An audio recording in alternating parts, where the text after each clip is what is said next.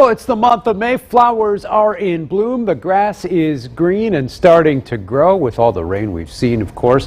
Thoughts are all about Race Month in Indiana, and spring fever is running high. Yeah, Mother Nature shifting gears just a little bit, too. Let's check in with Chief Meteorologist Brian Wilkes. He's going to show us warmer can often come with a price. We're talking thunderstorms, Brian, severe weather, all that.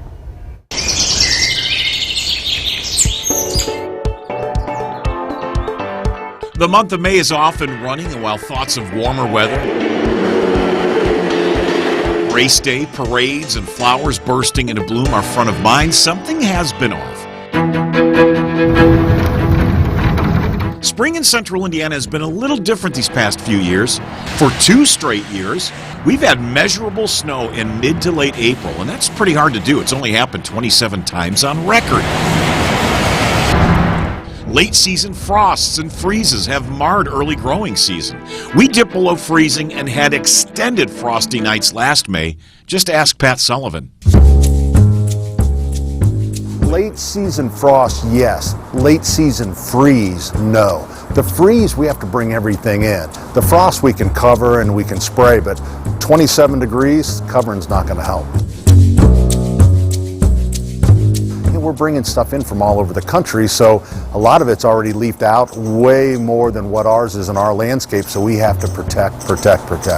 But we know that if it's unseasonably cold, at some point it's going to turn on a dime, and it often does. And that means temperatures warm rapidly, and that will bring spring severe weather season to life.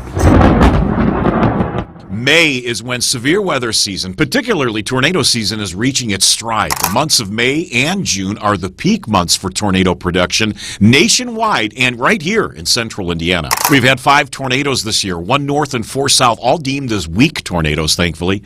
Indiana will average 22 tornadoes, with May typically producing 6, followed by 5 in June.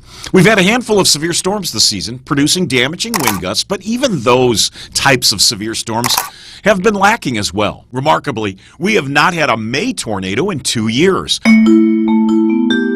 The last time was race weekend, May 27th, when an EF3 tornado ripped into Pendleton Memorial Day 2019. That storm did extensive damage with a peak wind gust of 135 miles per hour.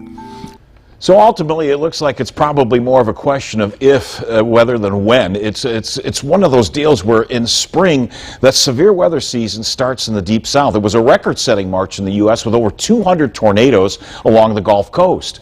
But that season typically quiets down in what is known as Dixie Alley, and that warmer regions of the U.S. become more active. That begins to spread north, like here in what is also known as Hoosier Alley.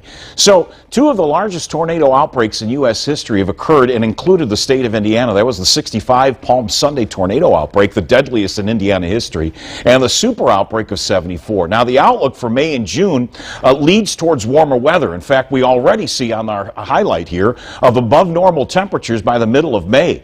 Now, that often will shut down severe weather season as well. So you don't want to fall asleep on severe weather season because we know it's only about ready to amp up.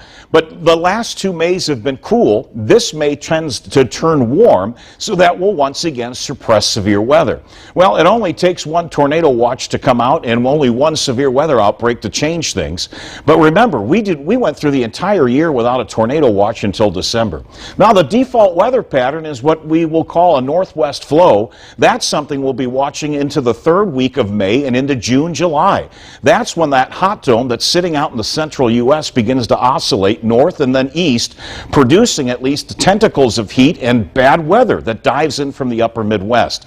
Bottom line is that northwest flow could turn quite active here as we get into June, and you always need to be prepared for any severe weather situation. Worst options, again, if there's a tornado warning issued, you want to get out of the mobile homes, stay out of vehicles. Your best options, interior rooms, well-constructed homes, go to the center of them, and the best option are lowest floors and basements.